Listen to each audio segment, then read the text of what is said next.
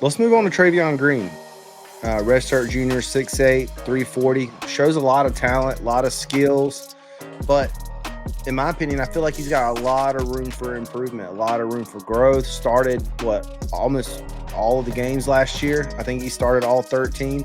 He's 6'7", 340, big man, but moves well.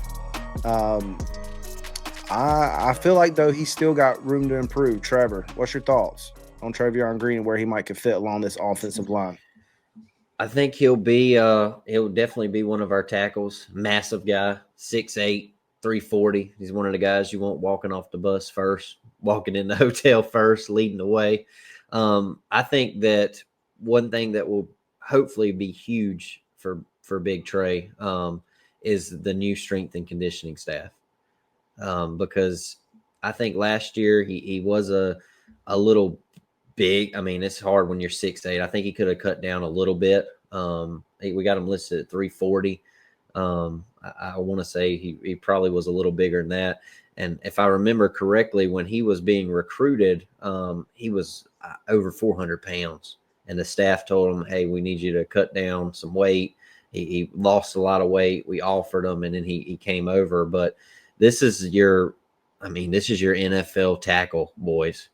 If he can stay in shape and play some a ton of snaps, build on what he did last year for us, this is your typical first round NFL tackle.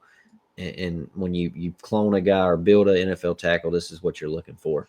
So Trevyon is got a lot that he could add to, but we said it earlier, you can't teach size. So I'm very excited to see what he will do under this new staff and with the greatest coach in NFL history talking to him. Yeah, I'll tell you, I'll piggyback on Trevyon. He's the guy for me that he's got to prove it this year. He's got to put the pieces together. If there's ever a year for Trevyon Green to finally put the pieces together, and he's been injured.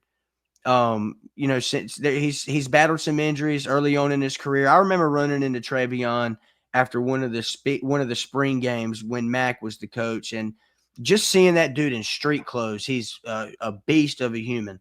But he had an increased role last year. Another one of those guys that he did because he had to, and he grew up a lot. But I do think with Trevyon, there's still certain things that he's got to piece together. And I'm looking for him to do that this fall and leading up to the season. He's a guy that definitely possesses a ton of potential. Like Trevor said, a guy, with his size and height that you want to have walking off the bus first. He's a massive guy. But if there's ever a player that needs to take that next step and really, because he's going to get tested too, just like I said with Aiden. It's not going to be easy just like it's not going to be easy for Aiden. It's not going to be easy for Trevyon either, because there's going to be guys that are in this room that are, going to be, battling for his position. And I think if there's ever a guy in this offensive line room that I would say as a sleeper for a breakout, it would be Trevyon. Because he's got to prove it. He's got to go out and want it and assume that position is his and make the most of it. So I'm looking for him to have a big season for us. We'll see how it plays out, because he's definitely going to get tested leading up to the opener. Yeah, and I think that can mean many different things. Also tested with this new coaching staff, a whole new strength and conditioning, nutrition. Some of you both, one of you mentioned, about the weight, things like that, and